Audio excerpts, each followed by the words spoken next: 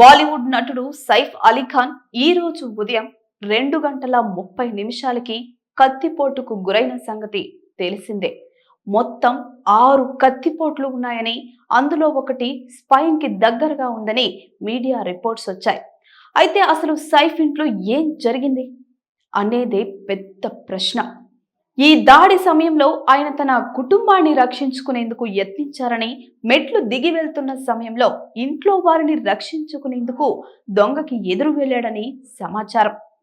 సైఫ్ అలీ ఖాన్ మరియు కరీనా కపూర్ కుమారుడు జహంగీర్ గదిలో ఈ దొంగతనానికి యత్నించినట్లు సమాచారం. ఆశ్చర్యకరంగా సెక్యూరిటీ సిబ్బంది ఎటువంటి అనుమానాస్పద వ్యక్తిని ప్రాంగణంలోకి ప్రవేశించడాన్ని గమనించలేదని చెప్పారు.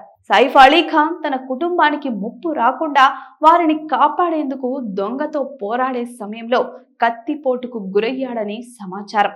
తన ప్రాణాన్ని సైతం ప్రమాదంలో పెట్టి కుటుంబాన్ని రక్షించడానికి చూపిన ధైర్యానికి ప్రశంసలు వెల్లువెత్తుతున్నాయి.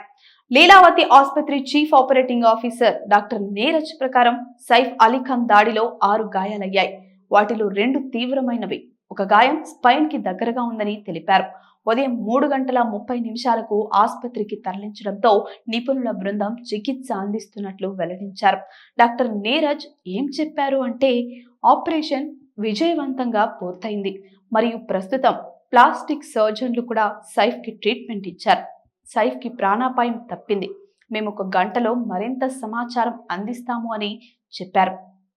సైఫ్ అలీ ఖాన్ మరియు కరీనా కపూర్ నివసించే బాంద్రా ఇంట్లో ఈ దొంగతనం రాత్రి 3 గంటలకి జరిగింది. దొంగ ఇంకా పరారీలో ఉండగా పోలీసులు సీసీటీవీ ఫుటేజ్ ను పరిశీలిస్తున్నారు. అలాగే సైఫ్ ని పరామర్శించడానికి కరీనా అక్క కరిష్మా కపూర్ ఇంకా రణ్బీర్ అలియా భట్లు హాస్పిటల్కి వెళ్ళినట్లు సమాచారం. Please subscribe to the channel and download the Politicos app from the links in the description.